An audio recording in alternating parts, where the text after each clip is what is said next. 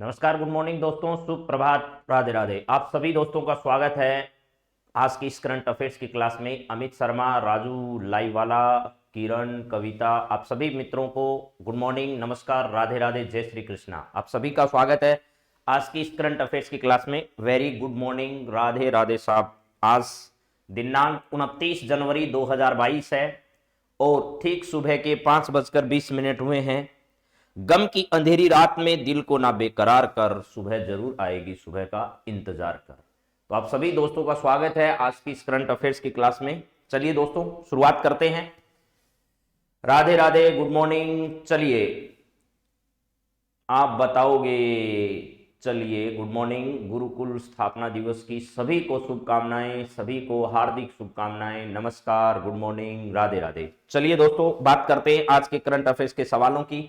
और पहला सवाल जो आपके सामने है वो देखिए क्या है आज का पहला सवाल। पहले सवाल से आज हम राजस्थान के करंट अफेयर्स के रिवीजन क्लास की बात कर रहे हैं। राजस्थान का साप्ताहिक करंट अफेयर जो रिवीजन है उस पर बात कर रहे हैं। 30 से 35 सवाल आप सब लोगों के सामने मैं इन पिछले 7 दिनों के रखने जा रहा हूं, तो आप जल्दी जल्दी इन सवालों के जवाब देने की कोशिश करिएगा। उसके बाद हम लोग आगे बढ़ेंगे। तो पहला सवाल आपकी स्क्रीन पर जो आया है वो जरा देखिएगा क्या है। बहुत बड़ा हो गया है, छोटा छोटा हो जा भाई। चलिए, ये लो जी, पहला सवाल आपके सामने मैंने रख दिया है। राज्य के कितने ऐसे जिले हैं जिन्होंने 100% कोविड टीकाकरण पूरा कर लिया है? ये हमारे चिकित्सा मंत्री जो हैं उनके बयान के हिसाब से कल मिलता हूं। ठीक है, हाँ जी। तो बताइए मित्रों, क्या होगा इसका सही जवाब? गम की अंधेरी रात में दिल को ना बेकरार कर, सुबह जरूर आएगी, सुबह का इंतजार कर। दिल की लगी बुझा न दे, दिल की लगी से प्यार कर, सुबह जरूर आएगी, सुबह का इंतजार कर। तो आप सभी सुबह का इंतजार करिए, वो सुबह जो आपके जीवन में आने वाली है मित्रों। उस सुबह का इंतजार करिए जिसके बाद आपके जीवन में रोशनी आने वाली है। तो रोशनी, वो रोशनी नहीं, इस रोशनी की हम बात करें जिस प्रकाश से आपके जीवन में उजाला होगा। वो ज्ञान रूपी प्रकाश है जिससे आपको अपने जीवन का मार्ग प्रशस्त करने का अवसर मिलेगा। राज्य के कितने जिले हैं जिनको 100% कोविड टीकाकरण का कार्य पूरा कर लिया है? तो देखिए मेरे मित्रों, हमारे प्रसादी लाल जी जो मीणा है, कौन से मीणा है साहब? प्रसादी लाल जी मीणा है। ये प्रसादी लाल जी मीणा साहब जो हैं ये हमारे चिकित्सा मंत्री हैं। क्या है? चिकित्सा मंत्री हैं। और चिकित्सा मंत्री के अनुसार उनका यह कहना है कि हमारा एक जिला ऐसा है जिसने 100% जो है वो दूसरी डोज भी पूरी कर ली है। उस जिले का नाम प्रतापगढ़ है। क्या नाम है? प्रतापगढ़ है। लेकिन हमारे ऐसे 8 जिले हैं जिन जिलों ने 100% टीकाकरण जो है वो पूरा कर दिया है। प्रथम डोज की बात है ये। और हमारे कम से कम 14 जिले ऐसे हैं, 14 जिले ऐसे हैं जिन्होंने क्या कर लिया है? 90 से 99% कोविड टीकाकरण है वो पूरा कर लिया है। और इसके बाद ध्यान रखिएगा, इन सबको 31 जनवरी, यानी आज है 29 जनवरी, कल है 30 जनवरी, और आने वाला उससे अगला दिन जो है वो 31 जनवरी का है। 31 जनवरी को क्या कर दिया गया है? ये कहा गया है कि ये कार्य जो है 100% टीकाकरण का हर हाल में क्या किया जाए? पूरा किया जाए। ऐसा अल्टीमेट इन्होंने दिया है। तो इसका सही जवाब जो आपसे पूछा गया है वो ये है कि 100% टीकाकरण पूर्ण करने वाले राजस्थान के जिले जो हैं वो कितने हैं?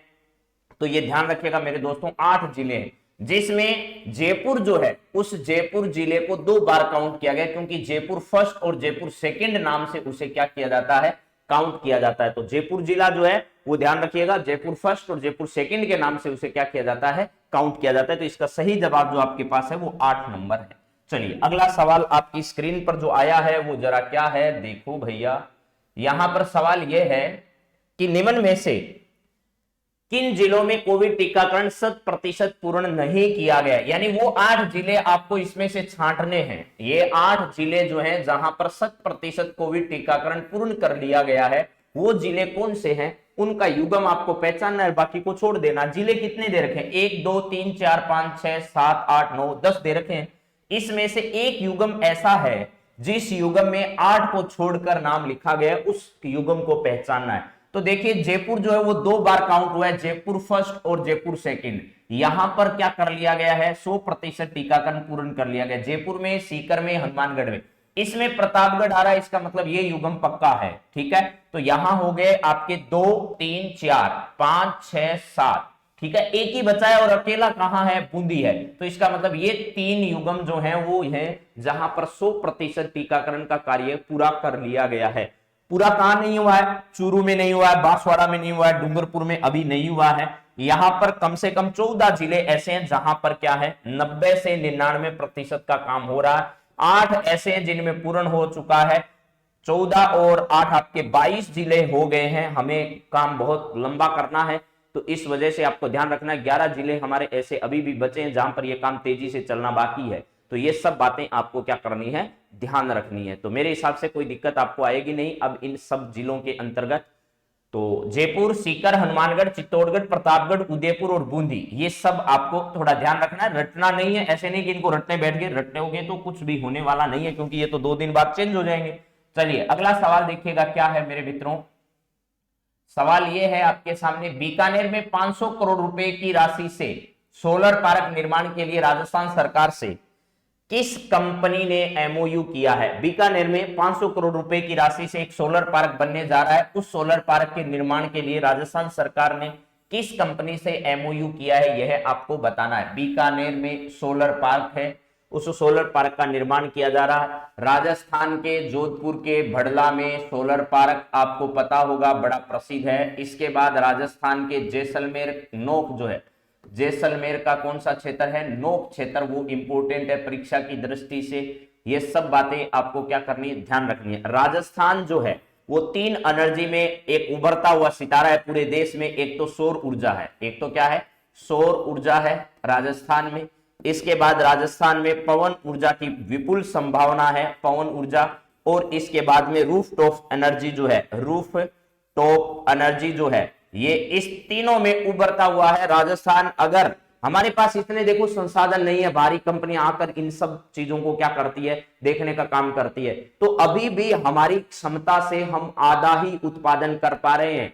यानी सूर्य जो है वो हमारे यहाँ 365 दिनों में से लगभग 325 दिन जो है वो हमारी यह स्थिति रहती है कि सौर ऊर्जा का उत्पादन किया जा सकता है। तो हमारे पास हमारी क्षमता के मुताबिक अभी भी उत्पादन नहीं हो रहा है, अभी भी उससे आधा ही उत्पादन हम कर पा रहे हैं। लेकिन यहां पर जल्दी से इन्वेस्टर्स नहीं आ रहे, इतना ज्यादा इन्वेस्ट नहीं हो रहा है, उत्पादन करने वाली कंपनियां नहीं आ रही, उसकी बहुत सारी कमियां हो सकती है।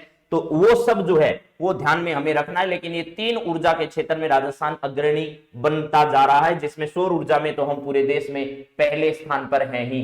ठीक है, चल अब देखो यहां पर range power company, Reliance group, Tata group, Adani group. तो देखिए मेरे मित्रों, टाटा ग्रुप जो है उसने इंडियन एयरलाइंस जो है इंडियन एयरलाइंस का आधिकारिक रूप से अधिग्रहण अब कर लिया है। अधिग्रहण की प्रक्रिया पूरी कर ली गई है, ये भी आपको पता होना चाहिए।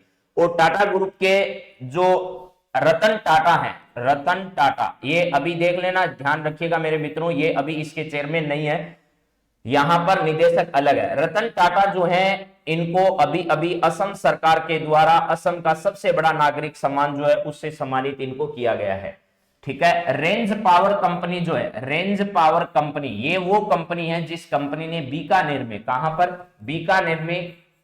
बीकानेर में 500 करोड़ रुपए की, कितने, 500 करोड़ रुपए की राशि से सौर ऊर्जा जो है उस सोलर पार्क के निर्माण के लिए राजस्थान में इन्वेस्ट करने की बात कही है। तो इसका नाम ध्यान रखना है, कौन सा नाम, ये नाम है रेंज पावर कंपनी, बीकानेर से संबंधित है। 500 करोड़ रुपए की राशि इसकी लागत आएगी। चलिए अगला सवाल देखिएगा क्या है। अगला सवाल है, यहां पर मैंने अभी पिछले वाले सवाल में देखे आपके सामने अगर बात की जाए पिछले सवाल पर, तो यहां पर एक आपका अडानी ग्रुप है। ठीक है, क्या है, अडानी ग्रुप जो है, इस अडानी ग्रुप के बारे में अगर बात की जाए तो भैया ऐसे क्यों हो रहा है, इस अडानी ग्रुप की अगर मैं बात करूं आपसे, तो मेरे मित्रों ध्यान रखिएगा, यहां पर अडानी ग्रुप जो है इसने राजस्थान में जो आपका, राजस्थान में कौन सा है, राजस्थान का जयपुर का जो सांगानेर एयरपोर्ट है, जयपुर का कौन सा है, सांगानेर एयरपोर्ट, इस सांगानेर एयरपोर्ट को जो है, एयरपोर्ट को किसने ले रखा है, तो यह है आपका अडानी ग्रुप के पास है। चलिए अगला सवाल आपके सामने ये रहा। सवाल यह है मित्रों, हाल ही में वन सर्वेक्षण जो रिपोर्ट प्रकाशित की गई है, अभी हाल ही में आपको उस रिपोर्ट को पढ़ा दिया गया है। तो अब उस रिपोर्ट के बारे में एक अन्य सवाल मैं आपके सामने रखने जा रहा हूं। हाल ही में भारतीय वन सर्वेक्षण की नवीनतम रिपोर्ट के अनुसार रणथंभौर तथा सरिस्का टाइगर रिजर्व के वनावरण में 2011 की तुलना में कितने प्रतिशत की कमी दर्ज की गई है?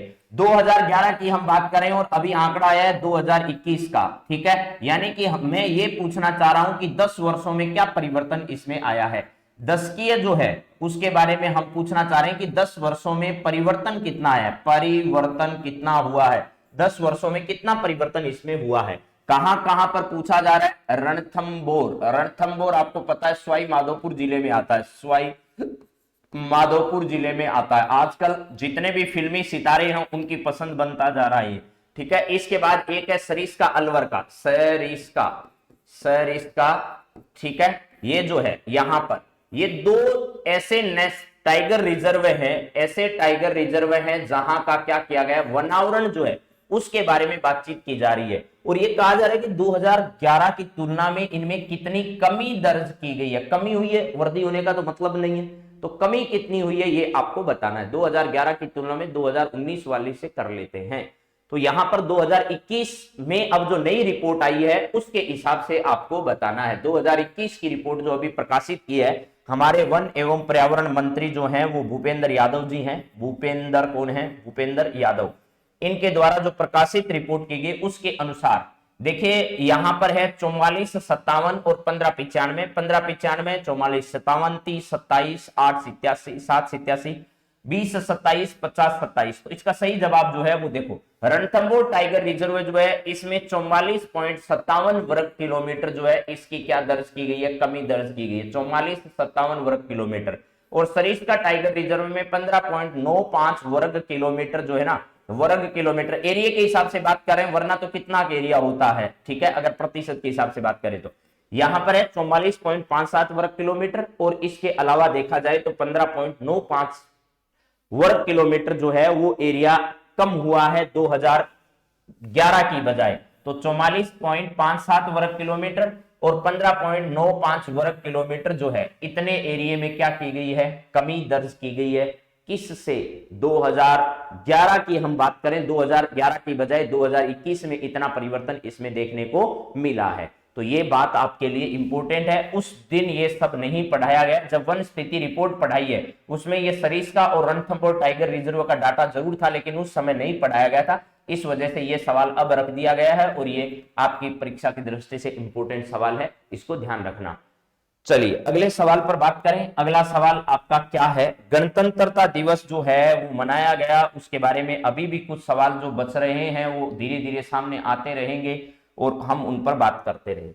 गणतंत्रता दिवस समारोह में बीएसएफ के ऊंट के दस्ते का नेतृत्व करने वाले, अब आप सोचोगे ऊंट के बारे में रोज रोज पूछ रहे हैं, आज ऊंट के बारे में सवाल नहीं है, ठीक है। यहां है डिप्टी कमांडेंट मनोहर सिंह जो है, मनोहर सिंह खींची नाम है इनका। मनोहर सिंह क्या है? मनोहर सिंह खींची का संबंध राज्य में कहां से है ये बताना है। गणतंत्रता दिवस जो समारोह है वो 26 तारीख को राजपथ पर आयोजित किया गया। 26 जनवरी को राजपथ पर जो परेड आयोजित की गई उस परेड पर संग्राम जो ऊंट था, संग्राम ऊंट जो था उसने दस्ते का नेतृत्व किया और ऊंटों के ऊपर तोपों को सजाया गया था। यह भी ध्यान रखना, यहां पर तोपों को क्या किया गया था? सजाया गया था। तो 26 तारीख को ये जो परेड हुई इसमें इस संग्राम नाम के ऊंट पर बैठे व्यक्ति का नाम क्या था? उसका नाम था डिप्टी कमांडेंट मनोहर सिंह खींची। आपको यह बताना है कि मनोहर सिंह खींची का संबंध राजस्थान से ही है, लेकिन राजस्थान में कहां से है ये बताओ। जयपुर से, जैसलमेर से, बाड़मेर से, जोधपुर से, कहां से? देखिए एक तो संग्राम ऊंट है और एक आपका विराट घोड़ा है, इन दोनों को याद रख लीजिएगा। विराट घोड़ा, ऐसा सवाल परीक्षक बना सकता है। तो विराट घोड़े को तो क्या कर दिया गया है? सेवानिवृत्त कर दिया गया है, ठीक है, यानी क्या कर दिया गया? सेवानिवृत्त कर दिया गया है। आज उसकी फोटो आपको भेज देंगे हम। तो ये है सेवानिवृत्त कर दिया गया 25 तारीख को, 26 जनवरी को राष्ट्रपति की सुरक्षा बेड़े में शामिल था ये वाला। यहां पर है राज्य में डिप्टी कमांडेंट जो है, डिप्टी कमांडेंट, उसके बारे में आपसे सवाल पूछा जा रहा है। मनोहर सिंह खींची का संबंध राजस्थान के जोधपुर जिले से है। कहां से है? जोधपुर जिले से इनका संबंध है। और सभी जो बीएसएफ के 100 ऊंट थे, बीएसएफ के कितने ऊंटों ने भाग लिया था? 100 ऊंटों ने इसमें भाग लिया था। और इन सभी 100 के 100 ऊंटों को जो प्रशिक्षण है, ये प्रशिक्षण कहां दिया गया था? ये प्रशिक्षण भी जोधपुर में दिया गया था। प्रशिक्षण इनको कहां दिया गया था? तो ये प्रशिक्षण भी जोधपुर के अंतर्गत दिया गया था ऊंटों को। और ऊंट कहां कहां के थे? तो ऊंट 2 जगह के थे। 100 ऊंटों में से 40 ऊंट एक जगह के, 60 ऊंट एक जगह के थे। ये 2 अलग अलग क्षेत्रों से बीएसएफ के जो क्षेत्र हैं वहां से इनको शामिल किया गया था। ठीक है, हाँ जी। तो इन सब बातों को आपको क्या करना है? ध्यान रख लेना है। तो मैंने आपसे सवाल डिप्टी कमांडेंट मनोहर सिंह खींची के बारे में पूछा। इनका संबंध जो है वो राजस्थान के कहां से है? जोधपुर से संबंध है। जयपुर से नहीं है, जैसलमेर से नहीं है, बाड़मेर से नहीं है। देखिए जैसलमेर जो है यहां पर बीसीएफ द्वारा, बीएसएफ द्वारा क्या किया जा रहा है? अभी बॉर्डर टूरिज्म के लिए, बॉर्डर टूरिज्म के लिए क्या किया जाएगा? बीटिंग रिट्रीट जो होती है उसका कार्यक्रम फरवरी 2022 से शुरू किया जाएगा। फरवरी 2022 से जैसलमेर पोस्ट जो है पाकिस्तान की लगी हुई, वहां बीएसएफ और पाक रेंजर्स के द्वारा, ठीक है, यानी पाकिस्तान की सीमा जो भारत के साथ लगती है उस सीमा की पाकिस्तान की ओर से रक्षा करने वाले तो कौन है? पाक रेंजर्स बोलते हैं उनको। और भारत की तरफ से पाकिस्तान से सटी सीमा उसकी रक्षा करने वाले हमारे बीएसएफ के जवान है, बॉर्डर सिक्योरिटी फोर्स के जवान है। और इधर वालों को क्या कहा जाता है? पाक रेंजर्स कहा जाता है। अभी 26 जनवरी पर आपने देखा होगा मिठाइयों का आदान प्रदान हुआ था। तो ये पाक रेंजर्स हैं और ये बीएसएफ है। इन दोनों के पंजाब की तरह, जैसे पंजाब में आयोजित होता है ठीक उसी प्रकार जो है बॉर्डर टूरिज्म के लिए यहां पर बीटिंग रिट्रीट का आयोजन जो है वो किया जाएगा। हाँ, बीएसएफ के निदेशक जो है वो पंकज कुमार सिंह है। उन्हीं के निर्देशन में ये जो ऊंटों का नया जो प्रशिक्षण देकर उनको राजपथ पर भेजा गया था, जिनकी पीठ पर हथियारों के साथ उनका प्रदर्शन किया गया था, ये सब उन्हीं की देन थी। तो ये सब आपको ध्यान रखना है। जैसलमेर में किया जाएगा बीटिंग रिट्रीट का आयोजन। किसके लिए? ये बॉर्डर टूरिज्म को बढ़ावा देने के लिए ऐसा किया जाएगा जैसलमेर के अंतर्गत। ये मेरे हिसाब से आपको याद रह जाएगा। जयपुर में अभी आपको पता होगा कि राजभवन जो है, राजभवन में क्या किया गया था? राजभवन जो है यहां पर संविधान पार्क जो बना है, उस संविधान पार्क जो बना है उसकी आधारशिला या उसका शिलान्यास किसके द्वारा किया गया था? अशोक गहलोत और कलराज मिश्र के द्वारा किया गया था। ये बातें आपको ध्यान रखनी है। चलिए अगले सवाल पर बात करते हैं। अगला सवाल आपके सामने क्या है जरा देखिएगा। सवाल यह है, सीनियर क्रिकेट टीम का हिस्सा बनने जा रहे जोधपुर के, ये सवाल मैंने आपको कल हालांकि दूसरे तरीके से कराया था, आज दूसरे तरीके का सवाल है। सीनियर इंडियन क्रिकेट का हिस्सा बनने जा रहे जोधपुर के leg spinner Ravi Bishnoi IPL में किस टीम ने उसे लिया है, यह आपको बताना है। तो राजस्थान के लिए बड़ा गर्व का विषय है कि भाई रवि बिश्नोई जो जोधपुर के रहने वाले हैं, लेग स्पिनर हैं वो, ठीक है। 3-4 सवाल मैंने इस सवाल के अंदर ही डाल दिए। जोधपुर से इनका संबंध है। सीनियर इंडियन क्रिकेट टीम जो है इंटरनेशनल मैच जो खेलती है उस टीम का हिस्सा बनने जा रहे हैं। पहले वो अंडर 90 खेल चुके हैं, ये भी आपको मालूम होना चाहिए। इससे पहले वो आईपीएल में लगातार खेलते रहे हैं, ठीक है। पहले पंजाब ने उनको खरीद रखा था, लेकिन अभी कौन सी टीम ने उनको खरीदा है? तो 4 करोड़ रुपए की राशि से, 4 करोड़ रुपए की राशि से कौन सी ऐसी टीम है जिसने खरीदा है? तो पहली बार टीम बनी है जिसका नाम है लखनऊ टीम।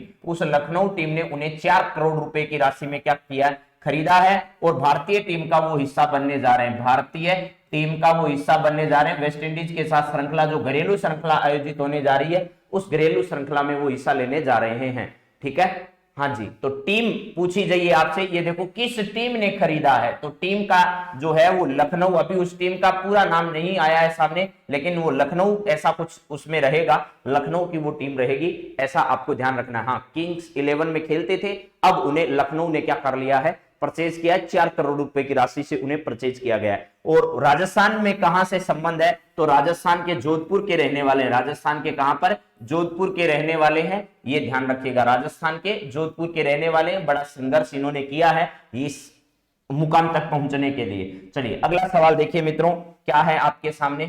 खेल में बच्चों के विज्ञान के प्रति रुचि पैदा करने के लिए राष्ट्रीय संग्रहालय परिषद दिल्ली द्वारा राज्य में मिनिएचर क्लियर पावर गैलरी कहां स्थापित की गई है, ये जरा बताइए।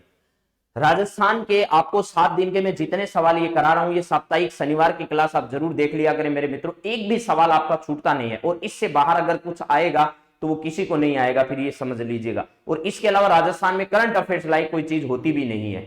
चलिए हाँ जी, तो यहां पर है, खेल खेल में बच्चों में विज्ञान के प्रति रुचि पैदा करने के लिए राष्ट्रीय संग्रहालय परिषद दिल्ली द्वारा राज्य में एक मिनिएचर क्लियर पावर गैलरी कहां स्थापित की गई है। यानी बच्चों को विज्ञान के प्रति रुचि पैदा करनी है, तो इसके लिए इस प्रकार के कुछ मॉडल्स यहां पर मिनिएचर क्लियर पावर गैलरी के नाम से लगाए गए हैं। ये कहां पर स्थापित किए गए हैं, कहां लगाए गए हैं? राष्ट्रीय संग्रहालय परिषद के द्वारा आपको यह बताना है। मिनिएचर क्लियर पावर गैलरी जो है, इस गैलरी के नाम से इस प्रकार के कई जो है वो नए नए नए नए इनोवेशंस वो कर रहे हैं। तो राजस्थान में इनमें से कहां पर अभी हाल ही में मिनिएचर क्लियर पावर गैलरी की स्थापना की गई है, यह आपको बताना है। तो देखिएगा, इसमें जयपुर नहीं है, उदयपुर नहीं है, चूरू नहीं है, इसका सही जवाब क्या है? कोटा है। कोटा में इस प्रकार की स्थापना गैलरी की गई है, बच्चों को विज्ञान के प्रति रुचि पैदा हो, विज्ञान के नए नए इनोवेशंस वो खिलौनों के माध्यम से सीख सके।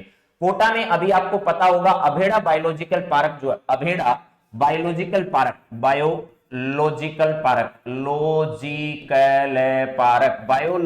पार्क जो है, उस बायोलॉजिकल पार्क की भी क्या की गई है? स्थापना यहां पर अभेड़ा बायोलॉजिकल पार्क के नाम से यहां पर कोटा में की गई है। इसके अलावा कोटा में चंबल रिवर फ्रंट जो है, चंबल रिवर फ्रंट जो है, रिवर फ्रंट उसका निर्माण किया जा रहा है। और यहां पर दुनिया का सबसे बड़ा, यानी लोगों को चेताने के लिए इस रिवर फ्रंट पर दुनिया का सबसे बड़ा घंटा जो है, वो सबसे बड़ा घंटा स्थापित किया जाएगा। ये भी बात आपको कल बताई थी मैंने। यहां पर कोटा में, कोटा को कोचिंग इंडस्ट्री के रूप में क्या किया जाता है? कोचिंग, ठीक है, कोचिंग इंडस्ट्री के रूप में भी क्या किया जाता है? इसको जाना जाता है। प्लस इसके साथ साथ चंबल नदी जो है, वो चंबल आपको ध्यान होगा, चंबल नदी, ये चंबल नदियों के हिसाब से अगर बात करें तो इसकी कई सहायक नदियां हैं। राजस्थान के हाड़ौती के प्रदेश से होती हुई ये क्या करती है? आगे बढ़ती है। ठीक है, हाँ जी। तो चलिए, ये सब बातें आपको ध्यान रख लेनी है। चंबल नदी जो है राजस्थान में जल भराव की दृष्टि से, जल भराव जो है, भराव की दृष्टि से नदियों का सही क्रम बताए, तो आपसे अगर वो पूछे तो कौन सा सही क्रम होगा? क्या बनास सही क्रम होगा? क्या उसके बाद लूनी सही क्रम होगा? क्या उसके बाद चंबल सही क्रम होगा? क्या उसके बाद माही सही क्रम होगा? ऐसे 3-4 सवाल इस जल विभाजन के हिसाब से आपसे पूछा जा सकता है। और राजस्थान में जल विभाजक का काम कौन करता है? जल विभाजक, राजस्थान में जल विभाजक का काम कौन करता है? आपसे अगर ये पूछा जाए तो आपको क्या जवाब देना है वो बता सकते हो आप लोग। ठीक है, आपने एक कुंभलगढ़ है, कुंभलगढ़ और कुंभलगढ़ से लेकर के गोकुंदा का नाम आपसे सुना होगा, गोगुंदा। इसके बीच में, गोगुंदा के बीच में एक पठार पड़ता है जिसका नाम है भोराट का पठार। क्या है? भोराट का पठार, भोराट का पठार है। ये भोराट का पठार राजस्थान में जल विभाजक का काम करता है। राजस्थान में जल विभाजक का काम कौन करता है? तो आपको बताना है कि राजस्थान में जल विभाजक का काम कुंभलगढ़ से गोकुंदा के बीच में भोराट का पठार जो है वो करता है। लेकिन अगर यही सवाल भारत के संदर्भ में पूछा जाए, भारत में महान जल विभाजक, भारत में महान जल विभाजक का काम कौन करता है? तो ध्यान रखना, अरावली पर्वतमाला जो है, अरावली पर्वतमाला जो कि यहां आपके गुजरात से लेकर के कहां पर फैली है? दिल्ली के रायसीना पहाड़ी तक फैली है। ये वाली अरावली पर्वतमाला जो है, अरावली, ये अरावली पूरे भारत में महान जल विभाजक का काम करती है। तो मेरे हिसाब से ये सारी बातें आपको ध्यान होगी। हाँ जी, चंबल पर जूलिया प्रपात है, लेकिन इसके अलावा भी राजस्थान में कई नदियां ऐसी है जो, चाहे पाली हो, चाहे आपका जोधपुर हो, चाहे इधर आप लोग देख लीजिएगा जयपुर, इन सबको विभिन्न बांधों के द्वारा क्या किया जाता है? पानी पहुंचाया जाता है, इनकी आपूर्ति की जाती है। चलिए जी, हाँ, तो अब बात करें अगले सवाल पर। अगला सवाल आपके सामने ये रहा, जरा देखिए क्या है। पंडित रामस्वरूप दातोलिया की पुस्तक अभिनव नीति शतकम का विमोचन हाल ही में किसके द्वारा किया गया है? रामस्वरूप दातोलिया जो है, इनकी पुस्तक है जिसका नाम है अभिनव नीति शतकम। अभिनव नीति शतकम इनकी एक पुस्तक है। उस पुस्तक का विमोचन हाल ही में किसके द्वारा किया गया? अशोक गहलोत के द्वारा, कलराज मिश्र के द्वारा। अब भाई साहब को नींद आ गई, बीच में कोटा चोरू लगा दिया। ठीक है, पिछले वाले सवाल की जगह ये लगा दिया। यहां पर है अशोक गहलोत, कलराज मिश्र। इसके बाद में 2 ऑप्शन और लिख देता हूं। यहां पर है डॉक्टर सुभाष गर्ग। क्या है? डॉक्टर सुभाष गर्ग यहां पर लिख दिया। इसके अलावा यहां पर एक मैंने लिख दिया प्रसादी लाल मीणा, प्रसादी लाल मीणा, ये दो ऑप्शन आपको मिलेंगे। प्रसादी लाल मीणा जो है वो, ये दो ऑप्शन और हैं। तो अभी आपसे पूछा जा रहा है कि रामस्वरूप दातोलिया की एक पुस्तक है जिसका नाम है अभिनव नीति शतकम, अशोक गहलोत जी ने नहीं किया इसका विमोचन, कलराज मिश्र ने इसका विमोचन नहीं किया, इसका हमारे आयुष मंत्री जो सुभाष गर्ग हैं इन्होंने इसका विमोचन किया। डॉक्टर सुभाष गर्ग जो हमारे क्या हैं, आयुष मंत्रालय के मंत्री हैं, आयुष मंत्री जो हैं इनके द्वारा इस पुस्तक का विमोचन किया गया। ये हमारे क्या है, चिकित्सा मंत्री हैं, चिकित्सा मंत्री, और पूर्व में ये उद्योग मंत्री रह चुके हैं, और वर्तमान में उद्योग मंत्री जो है वो शकुंतला रावत है। कौन है, शकुंतला रावत जो है वो वर्तमान में उद्योग मंत्री है। प्लस इनके पास देवस्थान विभाग जो है, देवस्थान विभाग, उस देवस्थान विभाग की जिम्मेदारी भी है और उद्योग मंत्रालय का भी प्रभार इनके पास है। इन्हीं के नेतृत्व में अभी इन्वेस्ट राजस्थान का आयोजन होना था, इन्वेस्ट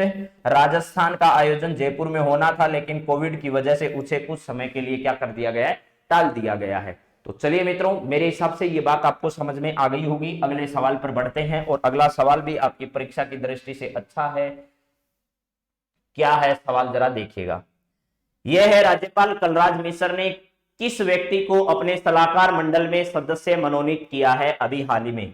राज्यपाल कलराज मिश्र ने किसे अपने सलाहकार मंडल में, किसे अपने सलाहकार मंडल में सदस्य मनोनीत किया है?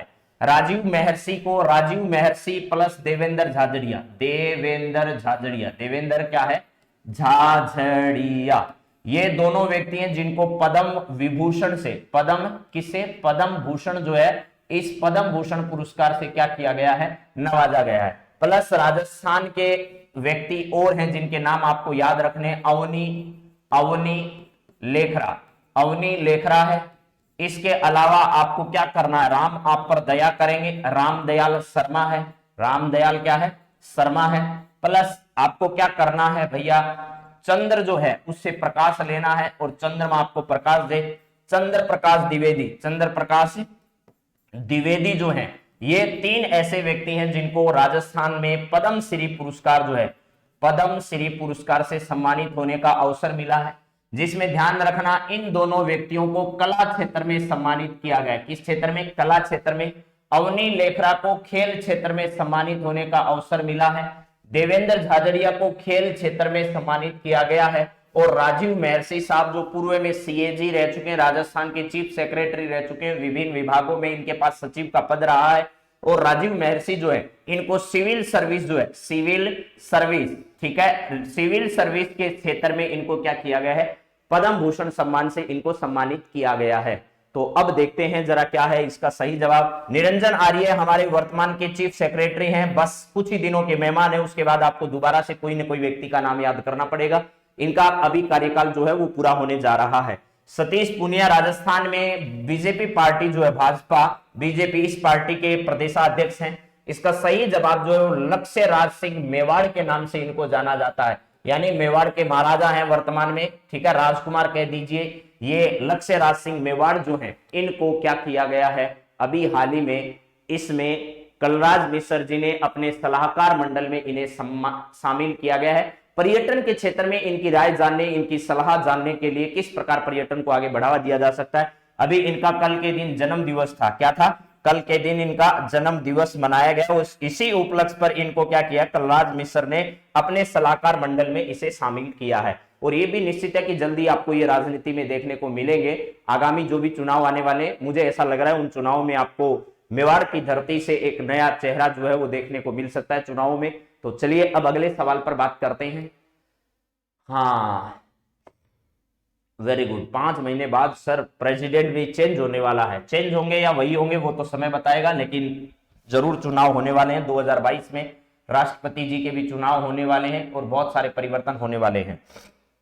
चलिए अब जरा देखिएगा, राज्य में कृमि नाशक दवा खाने से छूटे 1 से 19 वर्ष तक के बच्चों को दवा पिलाने हेतु डीवर्मिंग मॉप अप राउंड कब से कब तक चलाया जाएगा। यानी जो जिन बच्चों को मिट्टी खाने की आदत होती है, उनके पेट में कृमि यानी छोटे छोटे कीड़े हो जाते हैं, ऐसे इन कृमियों को नष्ट करने के लिए एल्बेंडाजोल जो दवा है, एल्बेंडाजोल, ये एल्बेंडाजोल जो दवा है ये क्या की जाती है, ये पिलाई जाती है सरकार की तरफ से, जो प्राथमिक स्वास्थ्य केंद्र है और आंगनबाड़ी केंद्र है उनके द्वारा एल्बेंडाजोल जो दवा है वो पिलाई जाती है इन बच्चों को। तो ये कहा जा रहा है कि इन कृमिनाशक दवाओं को खाने से छूटे 1 से 19 वर्ष तक के बच्चे जो हैं, 1 से 19 वर्ष तक के जो भी बच्चे, उनको ये दवा पिलाई जाती है। पहले ये अभियान चलाया गया, इसमें जो भी बच्चे छूट गए उनके लिए डीवर्मिंग मोपअप राउंड जो है वो शुरू किया जाएगा। डीवर्मिंग मोपअप राउंड का मतलब जो भी बच गए उन बच्चों को और इसमें दवा पिलाई जाएगी। अब जरा देखिएगा यहां पर है कब से कब तक चलाया जाएगा ये अभियान, 1 से 7 फरवरी तक, 7 से 14 फरवरी तक, 15 से 22 फरवरी तक, 15 से 30 जनवरी तक, कब से कब तक इस अभियान को चलाया जाएगा। आपने सरकार के कल ट्विटर खेलती है सरकार, तो उसमें अगर देखा हो तो बाकायदा इसके बहुत सारे सरकार ने जो है वो प्रचार प्रसार में अपने पेम्पलेट जारी किए हैं। ठीक है, जारोली का चेहरा भी सामने आने वाला है जी, काले की बहू आ जाएगा। ठीक है, जो भी लोग इसमें हैं, मगर इसमें अगर सही से होगा तो सब आएंगे पकड़ में, लेकिन सही होता दिख नहीं रहा।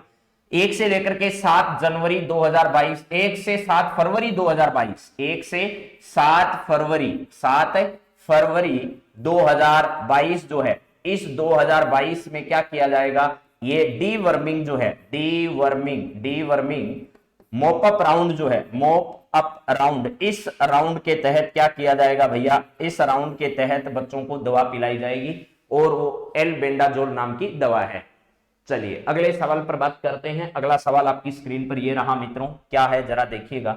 ये सब आपको पीडीएफ के माध्यम से नए सवाल थे, अभी तक जो पढ़ाए ये आपको अब तक नहीं पढ़ाए गए। राजस्थान के 10 सवाल आगामी सारे रिवीजन के लिए सब पढ़ाए गए। आपको इसकी पीडीएफ अगर है तो या तो इस नाम से REAL और NEWS, इस नाम से आप टेलीग्राम पर सर्च कर सकते हैं, आपको मिल जाएगी।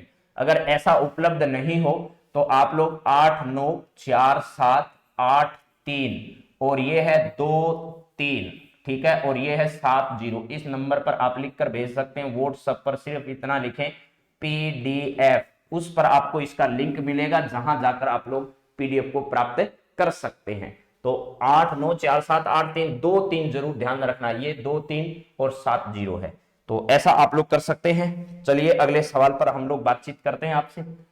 अगला सवाल आपके सामने जो है वो देखिएगा क्या है। यहां से आगे के जितने सवाल है पूर्ववर्ती आपको पढ़ा दिए गए हैं, फटाफट मैं रिवीजन करा रहा हूं इन सब सवालों के, आप जरा धैर्य से इन सवालों को देखिएगा। प्रधानमंत्री राष्ट्रीय बाल पुरस्कार 2022 से सम्मानित होने वाले गौरी माहेश्वरी का संबंध इनमें से कहां से है।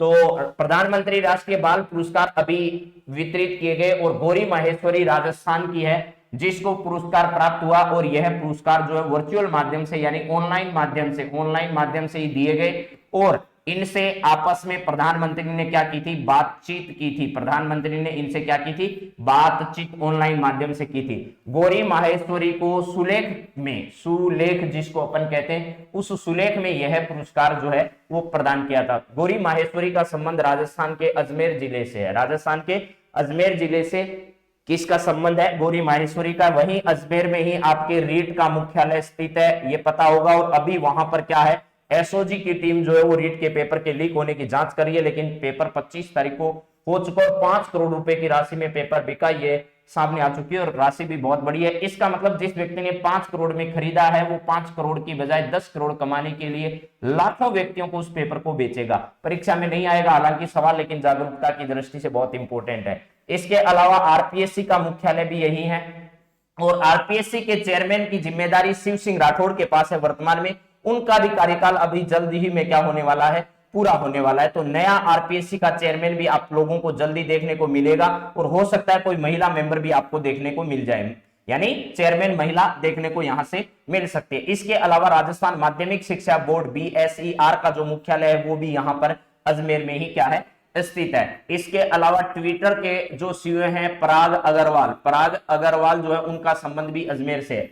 इसके अलावा हमारे श्रम एवं रोजगार मंत्री जो भूपेंद्र यादव हैं, भूपेंद्र यादव, वो भी यहीं से हमें देखने को मिलने वाले हैं। तो आपको ये सारी बातें पता है, फिर भी मैंने एक बार आपके सामने रख दिया है। चलिए अगले सवाल पर बात करते हैं। अगला सवाल आपके सामने जरा क्या है वो जरा देखो।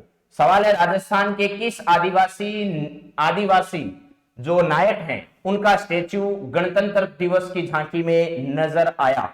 तो आपको यह बताना है एक ऐसे आदिवासी नायक का नाम बताना है, उस आदिवासी नायक जो है इनकी झांकी जो है वो आपको गणतंत्रता दिवस की परेड में देखने को नजर आई। ठीक है, तो ये बताइए जरा कहां पर ऐसा हुआ, कौन से हैं वो? मोतीलाल तेजावत है, गोविंद गुरु है, विजय सिंह पथिक है, टांटिया भील है। तो इसका सही जवाब जो है वो मोतीलाल तेजावत है। वैसे इनका जो क्षेत्र है वो गुजरात भी रहा है, और गुजरात और राजस्थान जो है इन दोनों क्षेत्रों में इन्होंने जन जागरूकता का काम किया है। राजस्थान का जो सिरोही माउंट आबू वाला ये वाला क्षेत्र जो है वो, और गुजरात का बनासकांठा साबरकांठा ये जो क्षेत्र है, इनमें इन्होंने आदिवासियों में जन जागरूकता फैलाने का काम किया है, और एक ही आंदोलन जो है उसके प्रणेता रहे। एक ही आंदोलन जो है उस आंदोलन के ये क्या रहे? प्रणेता रहे हैं। इसके अलावा गोविंद गुरु जो है इन्होंने संत सभा की क्या की थी? स्थापना की थी। और राजस्थान के बांसवाड़ा जो है, राजस्थान का कौन सा जिला है? बांसवाड़ा जिला, वहां पर अभी हाल ही में इनकी याद में जो संग्रहालय बना उस संग्रहालय को ओपन कर दिया गया सरकार के द्वारा। तो ये सब बातें आप लोग जानते हैं, मोतीलाल तेजावत। और इसके अलावा गुजरात के बहुत सारे ऐसे आदिवासी जो लोग हैं जिन्होंने इसमें काम किया, उन नायकों की भी स्टेच्यू जो है वो इस समय नजर आई। कहां पर? ये आपके वहां पर जो गणतंत्रता दिवस परेड थी उसमें नजर आई। आपने एक कोल्यारी गांव का नाम सुना होगा, कोल्यारी। इस कोल्यारी गांव जो है, इस कोल्यारी गांव से संबंध जो है वो रहा। इस प्रकार की बातें भी ठीक है सामने आई है। कोलाहर या कोलारी जो है वहां से संबंधित। चलिए, टांटिया भील का संबंध जो है वो ध्यान रखना राजस्थान से नहीं है। अब देखिए, अगर आपसे पूछा जाए राजस्थान में जो जनजाति है, अनुसूचित जनजाति, अनुसूचित एक होता है जाति और एक होता है जनजाति। ठीक है, एक होता है एससी और एक होता है एसटी। जो राजस्थान जो है यहां पर एसटी के मामले में स्थान कौन सा है देश में, अगर ये पूछा जाए, यानी एसटी अनुसूचित जनजाति के मामले में राजस्थान का देश में 6वां स्थान है। ध्यान रखना है कौन सा स्थान है? राजस्थान में अनुसूचित जनजाति की दृष्टि से 6वां स्थान है। पहला स्थान किसका है? तो पहला स्थान मध्य प्रदेश का है मेरे दोस्तों, ध्यान रखना। पहला स्थान किसका है? मध्य प्रदेश का। राजस्थान का 6वां स्थान है। अंतिम स्थान किसका है? तो हरियाणा और पंजाब का। हरियाणा का अंतिम स्थान है, और उसके बाद किसका है? पंजाब का है। ध्यान रखना, हरियाणा और पंजाब में सबसे कम अनुसूचित जनजाति है पूरे देश में। सबसे कम है हरियाणा और पंजाब में, सबसे ज्यादा मध्य प्रदेश में। और राजस्थान जो है, इस राजस्थान का इसमें कौन सा स्थान है? राजस्थान का इसमें 6वां स्थान है। ये बात ध्यान रखिएगा। और यहां पर सबसे शिक्षित जनजाति की अगर बात की जाए और सबसे ज्यादा जनसंख्या वाली जनजाति की बात की जाए तो वो मीणा है। और मीणा सबसे ज्यादा कहां पर है? जयपुर में है। मीणा सबसे ज्यादा कहां पर है? ध्यान रखिएगा, सबसे ज्यादा प्रतिशत के हिसाब से बात नहीं करें, सबसे ज्यादा जनसंख्या के हिसाब से हम बात करें तो जनसंख्या के हिसाब से सबसे ज्यादा कहां पर है? जयपुर में है। ये ध्यान रख लीजिएगा। राजस्थान में अनुसूचित जनजाति जो है वो सबसे ज्यादा कहां है और सबसे कम कहां है, अगर ये सवाल पूछा जाए, ये आ चुका है आरएस के पेपर में। हालांकि आपको ध्यान रखना है, बीकानेर और जो नागौर है, बीकानेर और क्या है? नागौर है। बीकानेर और नागौर है, यहां पर सबसे कम अनुसूचित जनजाति है। आपको यह ध्यान रखना है। लेकिन प्रतिशत के हिसाब से पूछे तो यह आंकड़ा उल्टा हो जाएगा, फिर नागौर और बीकानेर हो जाएगा इसका सही आंकड़ा। और सबसे ज्यादा अगर पूछी जाए तो आपको पता होना चाहिए, उदयपुर जो है यहां पर अनुसूचित जनजाति सबसे ज्यादा रहती है। राजस्थान में सबसे ज्यादा अनुसूचित जनजाति कहां रहती है? तो उदयपुर में सबसे ज्यादा अनुसूचित जनजाति रहती है। लेकिन अकेले मीणाओं की बात करें तो अकेले मीणा जो है वो कहां पर रहते हैं? सबसे ज्यादा जयपुर में रहते हैं। तो ये सब बातें जो है वो आपकी परीक्षा की दृष्टि से इंपॉर्टेंट है। और खास तौर से वीडियो का जो एग्जाम है, उस वीडियो के एग्जाम में तो आपके सिलेबस में है ये सब। चलिए नेक्स्ट सवाल देखिए मेरे मित्रों, क्या है अगला सवाल आपके सामने है, वो है 25 जनवरी को मनाए जाने वाले 12वें राष्ट्रीय मतदाता दिवस पर राज्य स्तरीय पुरस्कार किसके द्वारा प्रदान किए जाएंगे? किए गए बताना है अब आपको। यानी 25 जनवरी को मनाए गए 12वें राष्ट्रीय मतदाता दिवस पर राज्य स्तरीय पुरस्कार किसके द्वारा वितरित किए गए? तो कलराज मिश्र जी जो हैं इनके द्वारा मतदाता दिवस के अवसर पर ऐसा किया गया। 25 जनवरी को राष्ट्रीय मतदाता दिवस क्या किया जाता है? मनाया जाता है। सशक्त मतदाता होना चाहिए, सक्षम मतदाता होना चाहिए, इस प्रकार की थीम इस बार रही है। चलिए अगला सवाल क्या है? चिकित्सा मंत्री प्रसादी लाल मीणा के अनुसार दूसरी डोज प्राप्त करने वाला 100% जो पूरा कर चुका है ऐसा जिला कौन सा है? तो आपको पता है इसका सही जवाब प्रतापगढ़ है। मैं ये बात आपको बता चुका हूं, प्रतापगढ़ इसका सही जवाब है। अगला सवाल जरा देखिएगा क्या है। राज्यों में पढ़ाई छोड़ चुकी बेटियों को फिर से शिक्षा से जोड़ने के लिए महिला अधिकारिता विभाग द्वारा चलाई गई सेतु योजना में सर्वश्रेष्ठ प्रदर्शन करने वाले जिले का नाम बताइए। राज्य में पढ़ाई छोड़ चुकी बेटियों को फिर से शिक्षा से जोड़ने के लिए एक पहल सरकार द्वारा की गई है, उसका नाम है सेतु योजना। कौन सी योजना है? सेतु योजना में प्रदर्शन करने वाला जो सर्वश्रेष्ठ जिला है, 1 नंबर पर उसका नाम बाड़मेर है, 2 नंबर पर जोधपुर है, 3 नंबर पर आपका उदयपुर है और 4 नंबर पर आपका अजमेर है। ये ध्यान रखना, झुंझुनू का इसमें अंतिम स्थान है। चलिए, तो मेरे हिसाब से आपका सही जवाब बाड़मेर होगा और बाड़मेर आपको याद भी हो गया होगा अब तक। चलो, तो इसका सही जवाब आपको मिल गया है। अगला सवाल आपकी स्क्रीन पर जो है वो देखिएगा क्या है। यह है, राज्य की किस महिला अधिवक्ता को वरिष्ठ अधिवक्ता बनाया गया और ऐसी वो पहली महिला है, उसका नाम आपको बताना है। राज्य की किस महिला अधिवक्ता को वरिष्ठ अधिवक्ता बनाया गया है अभी हाल ही में? वरिष्ठ अधिवक्ता राज्य की किस अधिवक्ता को बनाया गया है, ये आपको बताना है। राज्य की किस महिला अधिवक्ता को वरिष्ठ अधिवक्ता बनाया गया है? तो ध्यान रखिएगा, इसका सही जवाब जो है वो गायत्री राठौड़ है। गायत्री राठौड़ को राजस्थान हाईकोर्ट के द्वारा क्या किया गया? वरिष्ठ जो है वो एडवोकेट बनाया गया और ऐसा स्थान प्राप्त करने वाली वो राजस्थान की पहली महिला है। कुशल सिंह जो है वो राजस्थान की प्रथम चीफ सेक्रेटरी रह चुकी है और हो सकता है जल्दी आपको अगली महिला, जो दूसरी महिला मुख्य सचिव जो है वो नजर आने वाली है। आयशा मलिक जो है वो पाकिस्तान जो है वो पाकिस्तान का जो कोर्ट है, हाई कोर्ट है, सुप्रीम कोर्ट है, पाकिस्तान के सुप्रीम कोर्ट की महिला न्यायाधीश बनी है। और एमजे रोड्रिगुएज जो है ये वाली प्रथम ट्रांसजेंडर जो है वो एक्ट्रेस है। क्या है? ट्रांसजेंडर एक्ट्रेस है। ट्रांसजेंडर क्या है? ये एक्ट्रेस है। पहली ट्रांसजेंडर एक्ट्रेस जो है वो कौन है? एमजे रोड्रिगुएजा है। आयशा मलिक पाकिस्तान के सुप्रीम कोर्ट की महिला न्यायाधीश है। कुशल सिंह राजस्थान की प्रथम महिला जो है वो मुख्य सचिव है। और गायत्री राठौड़ राजस्थान हाईकोर्ट द्वारा जो वरिष्ठ अधिवक्ता की पदवी है वो किसको दी गई है? गायत्री राठौड़ को दी गई है। चलिए, नेक्स्ट सवाल जरा देखिएगा क्या है। गणतंत्रता दिवस परेड में राजस्थान की झांकी किस थीम पर आधारित होगी, यह आपको बताना है। राजस्थान की जो झांकी है वो गणतंत्रता दिवस पर किस थीम पर आधारित रही? तो जल जीवन मिशन, आदिवासी जीवन संघर्ष और हवेली स्थापत्य कला या नन ऑफ दीज? तो इसका सही जवाब है नन ऑफ दीज। राजस्थान पिछले 2 बार से, राजस्थान जो है इसमें लगातार 2 बार ऐसा टाइम हो गया है जब अपनी झांकी राजपथ पर ये लोग भेजते ही नहीं है। राजस्थान से कोई झांकी इस बार नहीं गई है, ये ध्यान रखना है। तो पिछली बार जब लास्ट बार गई थी तो राजस्थान की हवेली स्थापत्य कला को प्रदर्शित किया गया था। गुजरात की झांकी में इस बार आदिवासी जीवन संघर्ष और आदिवासियों से संबंधित जो है वो झांकी इस बार गुजरात राज्य ने जो है वो क्या की? प्रदर्शित की। जल जीवन मिशन पर जल शक्ति मंत्रालय की झांकी रही इस बार। जल शक्ति मंत्रालय जो है उस जल शक्ति मंत्रालय की झांकी इस बार रही।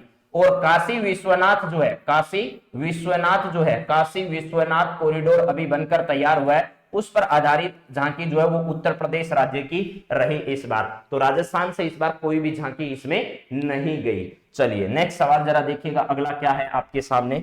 अगला सवाल हमारा है, जयपुर स्थित ब्यूरो ऑफ आउटरीच कम्युनिकेशन के प्रधान निदेशक जिन्हें राष्ट्रीय मतदाता दिवस पर राष्ट्रीय पुरस्कार से सम्मानित किया गया, उसका नाम आपको बताना है। आपको पता है राष्ट्रीय मतदाता दिवस जो है वो 25 जनवरी को मनाया जाता है। कब जी? 25 जनवरी को राष्ट्रीय मतदाता दिवस आता है, 25 जनवरी को। इसी दिन आपको पता होगा हिमाचल प्रदेश जो है, हिमाचल प्रदेश को 1971 में क्या कर दिया गया था? पूर्ण राज्य का दर्जा दिया गया था, पूर्ण राज्य का दर्जा प्रदान किया गया था। और यह भारत का 18वां राज्य बना था। भारत का कौन सा 18वां राज्य कौन बना था? तो हिमाचल प्रदेश बना था 18वां राज्य। कब? 25 जनवरी 1971 को यह ऐसा हिमाचल प्रदेश जो है वो हमारा क्या बना? राज्य बना। यानी 25 जनवरी को हिमाचल प्रदेश का स्थापना दिवस भी आता है। हाँ जी, तो इसका सही जवाब क्या है? जयपुर स्थित ब्यूरो ऑफ आउटरीच कम्युनिकेशन के प्रधान निदेशक जिन्हें राष्ट्रीय मतदाता दिवस पर राष्ट्रीय पुरस्कार से सम्मानित किया गया, उसका नाम बताइए। सुशील कुमार हमारे मुख्य चुनाव आयुक्त हैं। सुनील अरोड़ा पूर्व में मुख्य चुनाव आयुक्त रह चुके हैं। राजीव कुमार राजस्थान से संबंधित है और आपको पता राजीव महर्षि को आप अच्छे ढंग से जानते भी हैं। लेकिन ये ध्यान रखना, चुनाव आयोग में राजीव कुमार नाम से व्यक्ति हैं जो आयुक्त हैं, चुनाव आयुक्त हैं। सत्येंद्र प्रकाश इसका सही जवाब होगा। क्या होगा? सत्येंद्र प्रकाश इसका सही जवाब होगा। सत्येंद्र प्रकाश इसका सही जवाब होगा। मौजूद लम्हों में खुश रहिए, यही लम्हा बस जिंदगी है। चलो, अगला सवाल जरा देखो मित्रों क्या है। सवाल यह है कि स्वस्थ बेटी अभियान की शुरुआत किसके द्वारा की गई अभी हाल ही में? स्वस्थ बेटी अभियान की शुरुआत अभी हाल ही में किसके द्वारा की गई? स्वस्थ बेटी अभियान, बेटी पढ़ाओ बेटी बचाओ, अवनी लखेरा उस अभियान की ब्रांड एम्बेसडर है। स्वस्थ बेटी अभियान की शुरुआत अभी हाल ही में किसके द्वारा की गई? तो अशोक गहलोत जी ने नहीं की। अशोक गहलोत जी ने तो आपको पता होगा पिछले 29 दिसंबर 2021 को इन्होंने एक योजना शुरू की। उस योजना का नाम था उड़ान योजना। राजस्थान की पक्का सवाल आएगा इस उड़ान योजना पर, आज ही बता रहा हूं। आरपीएससी के आरएस प्री का पेपर उठाकर देख लेना, आरएस प्री का पेपर, प्री में ये सवाल पहले ही आ गया जिस समय योजना शुरू ही नहीं हुई थी। राजस्थान में ये योजना उस वक्त शुरू ही नहीं हुई, उस समय सवाल आ चुका है। आरएस प्री में वही सवाल आगामी परीक्षाओं में आएगा। ठीक है, ये उड़ान योजना शुरू की गई थी। इसके अलावा राजस्थान की महिला और बालिकाओं को जो सैनिटरी नैपकिन है, सैनिटरी नैपकिन जो है वो मुफ्त में देने की, नैपकिन देने की क्या की थी, योजना चलाई गई थी। ठीक है, ये प्रसादी लाल जी मीणा चिकित्सा मंत्री हमारे हैं, शकुंतला रावत उद्योग मंत्री है, उनके द्वारा इस योजना को क्या किया गया था, शुरू किया गया था। तो शकुंतला रावत के द्वारा इस अभियान को क्या किया गया था, शुरू किया गया था। स्वस्थ बेटी अभियान जो है, इस अभियान की शुरुआत शकुंतला रावत, उद्योग मंत्री, देवस्थान विभाग, देवस्थान है, और इसके अलावा क्या है, उद्योग मंत्रालय इनके पास है। अगला सवाल जरा देखिएगा। राष्ट्रीय बालिका दिवस 24 जनवरी को मनाया गया, जिसकी राज्य स्तरीय थीम क्या थी, यह आपको बताना है। राज्य स्तरीय थीम क्या थी भैया? राष्ट्रीय बालिका दिवस 24 जनवरी को मनाया गया, उसकी राज्य स्तरीय थीम में लड़की हूं, लड़ सकती हूं, लड़ना जानती हूं, नहीं लड़ना तो है ही नहीं किसी से, हौसलों की उड़ान से छू लो आसमान, बेटी हमारा गर्व है, बेटियां गर्व है, लेकिन कोई कहता नहीं है लड़की बढ़ेगी मान बढ़ेगा, ये तो कोई भूलकर भी नहीं कहता। ठीक है, हौसलों की उड़ान से छू लो आसमान, हौसलों की उड़ान से छू लो आसमान। ठीक है, हाँ अच्छा मैंने क्या दिसंबर लिख दिया क्या? अरे भाई ठीक बात है, चल दो, अभी मैं थोड़ा ध्यान नहीं रहा होगा, मैं यहां कर देता हूं, क्या बोल दिया मैंने, देखते हैं, अभी दिसंबर लिख दिया क्या? चलो मेरे मित्रों की बात का मैं अभी अभी सही कर देता हूं उसको, हो सकता है देखो इसमें नकार नहीं रहे हम, आपके सामने अभी इस बात को सही कर देता हूं। ये लो जी, ये भैया क्या नहीं है रे, यहां पर थोड़ा सा देखना धैर्य से, ये दिसंबर तो काट दो, इसकी जगह क्या कर दो, नवंबर कर दो। ठीक है, अब तो ठीक बात होगी मेरे हिसाब से, कोई दिक्कत नहीं है आपको। तो इस सवाल का जवाब देखिएगा, यह सही है कि हौसलों की उड़ान से छू लो आसमान, इसका सही जवाब है। ठीक है, हाँ पहले देवस्थान विभाग जो है वो नाथी के बाड़े के पास था, अभी नाथी के बाड़े के पास से नहीं है। अरे भाई कर दिया है, 19 नवंबर कर दिया है, दिसंबर की जगह, कई बार रिदम में नाम निकल जाता है, तो आपको ये सब पढ़ाया गया है हालांकि बहुत अच्छे से, योजना पूरी। पद्म पुरस्कार 2022 में कितने व्यक्तियों को पद्म श्री पुरस्कार से सम्मानित किया गया राजस्थान में, ये बताना है, तो बता दो जल्दी जल्दी। पद्म पुरस्कार 2022 में कितने व्यक्तियों को पद्म श्री पुरस्कार से नवाजा गया? तो नाम गिन लेना, मैं बता रहा हूं आपको। पहला नाम है अवनी लखेरा का, ठीक है, अवनी लेखरा नाम है इनका, वैसे अवनी लेखरा खेल क्षेत्र में दिया गया। इसके बाद आपको पता होगा राम जो है वो हम पर दया करते हैं, तो राम दयाल शर्मा जो है वो इसका सही जवाब है, कला क्षेत्र में इनको दिया गया। इसके बाद चंद्रमा हमें प्रकाश देता है, तो चंद्र प्रकाश द्विवेदी जो है, चंद्र प्रकाश द्विवेदी जो है, इनको क्या दिया गया है, यह सम्मान दिया गया। तो ये तीन लोग हैं जिनको पद्म श्री सम्मान से सम्मानित होने का अवसर प्राप्त हुआ है, अवनी लेखरा, रामदयाल शर्मा, चंद्र प्रकाश द्विवेदी, ये तीन व्यक्ति हैं। कुल पद्म पुरस्कार कितने व्यक्तियों को दिया गया? 3 + 2 = 5 व्यक्तियों को दिया गया राजस्थान के। लेकिन अगर भारत की बात की जाए तो 4 लोग हैं पद्म विभूषण से सम्मानित किया गया है, आपको यह ध्यान रखना है। 17 लोग ऐसे हैं जिनको पद्म भूषण पुरस्कार दिया गया और 107 लोग ऐसे हैं जिनको पद्म श्री पुरस्कार दिया गया है। तो चलिए अगले सवाल पर हम बातचीत आपके सामने करने वाले हैं। अगला सवाल क्या है, निम्न में से राज्य के किस खिलाड़ी को पद्म श्री सम्मान से सम्मानित किया गया, आपको यह बताना है। ऐसा सवाल आए तो आप थोड़ा सचेत रहना भैया, बहुत गड़बड़ होने का मामला रहता है यहाँ पर। क्या है जरा पढ़िए, ठीक है। 5 को बेरोजगारों के लोक देवता का नाम, यहां है राज्य के किस खिलाड़ी को पद्म श्री सम्मान से सम्मानित किया गया? देवेंद्र झाझड़िया, अवनी लेखरा, एवं भी दोनों, नन ऑफ दिस। तो इसमें 90% जनता जो है ना तुरंत टूट के पड़ेगी और ऐसे लगेगी सी और बाहर आएगी और मेरो वो सही है एकदम, कोई गलत कर ही कौन सके। और आंसर की जिस दिन आती है उस दिन कहता है ये कैसे गलत कर दिया, मैं देख लूंगा उसको कौन है गलत करने वाला। लेकिन भाई साहब आप थोड़ा ढंग से पढ़ो, सवाल को पेपर में पढ़ते तो गलत होता नहीं। यहाँ पूछा है राज्य के किस खिलाड़ी को पद्म श्री से अभी हाल ही में वर्ष 2020 का जो है वो मैं लिख देता हूं, हालांकि नहीं भी लिखे तो भी आपको ध्यान रखना है। तो अभी हाल ही में जो है वो देवेंद्र झाझड़िया को पद्म श्री सम्मान नहीं दिया गया, ये ध्यान रखना है आपको। अभी हाल ही में सिर्फ अवनी लखेरा है जिसको पद्म श्री सम्मान दिया गया। देवेंद्र झाझड़िया को पद्म भूषण सम्मान जो है वो दिया गया क्योंकि इनको पहले से ही पद्मश्री मिल चुका है। तो इसका जवाब जो है वो आपका बी सही है, ना कि ए सही है। अगला सवाल जरा देखिए, ऐसे सवालों पर बहुत मेहनत करनी पड़ती है और पेपर सेटर मेहनत करता है भैया, तो आपको उसके हिसाब से तैयारी करनी है। अगला सवाल आपके सामने जो है वो देखिएगा क्या है, ये निम्न में से किसे कला क्षेत्र में पद्मश्री से सम्मानित किया गया है। कला क्षेत्र में इस बार राजस्थान के कला क्षेत्र वालों ने बाजी मार दी हुई। कला क्षेत्र में इस बार 2 लोगों को यह सम्मान दिया गया है। पद्मश्री सम्मान के बारे में ही पूछा जा रहा है तो 2 लोगों को दिया गया, एक तो राम हम पर दया करते हैं और चंद्रमा हमें प्रकाश देता है। तो आपको राम और चंद्र दोनों को ध्यान रखना है। ए व बी दोनों जो हैं वो कला क्षेत्र के लिए क्या किया गया, इनको सम्मानित किया गया है।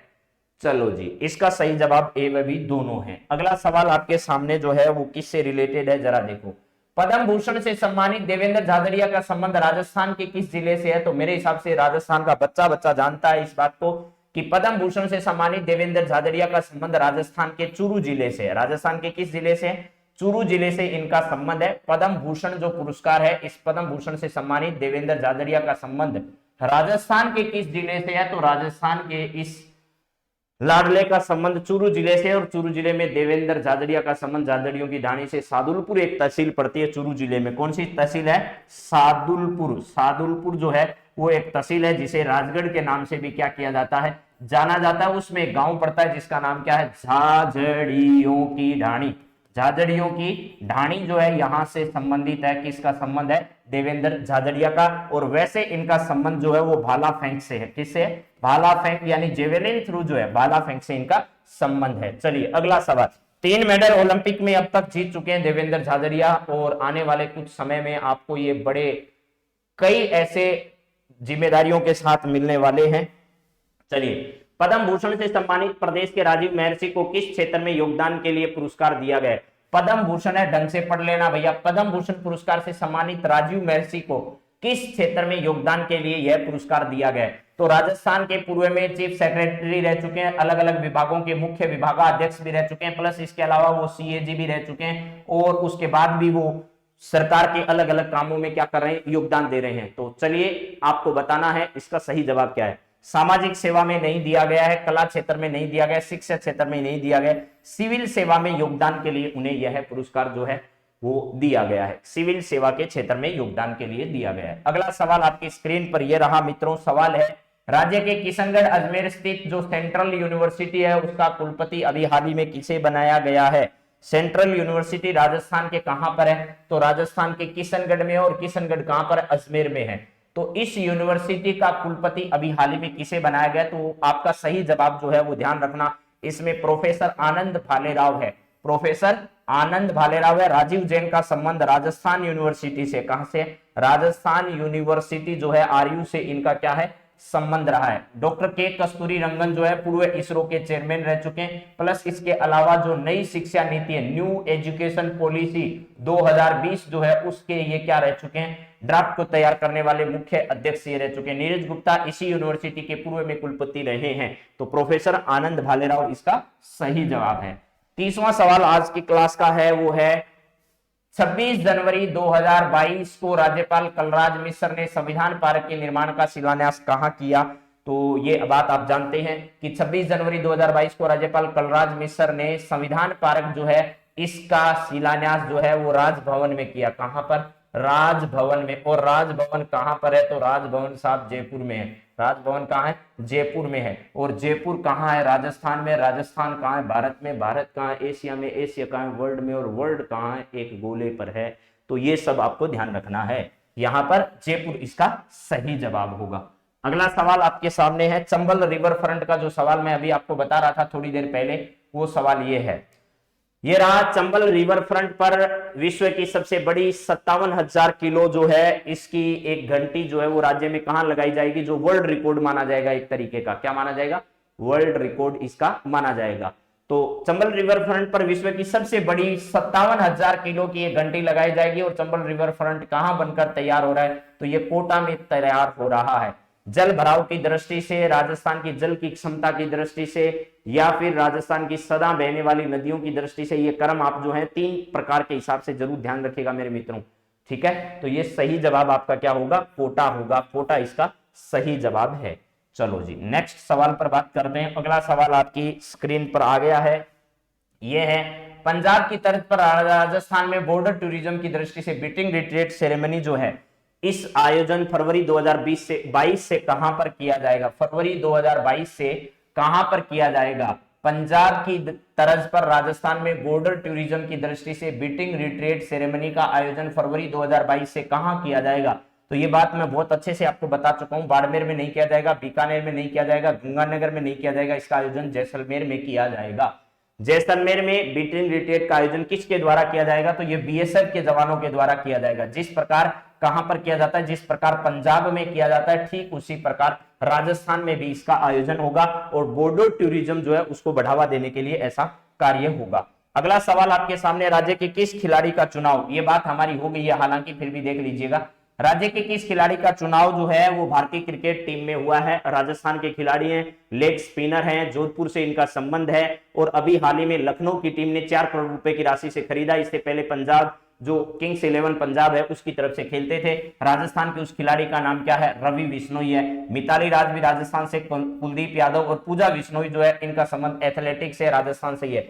एथलेटिक्स जो है यहां से संबंधित है, किसका? पूजा बिश्नोई का भी। तो चलिए इसका सही जवाब है रवि बिश्नोई जो है वो इसका सही जवाब होगा। चलिए अगला सवाल जरा देखिएगा।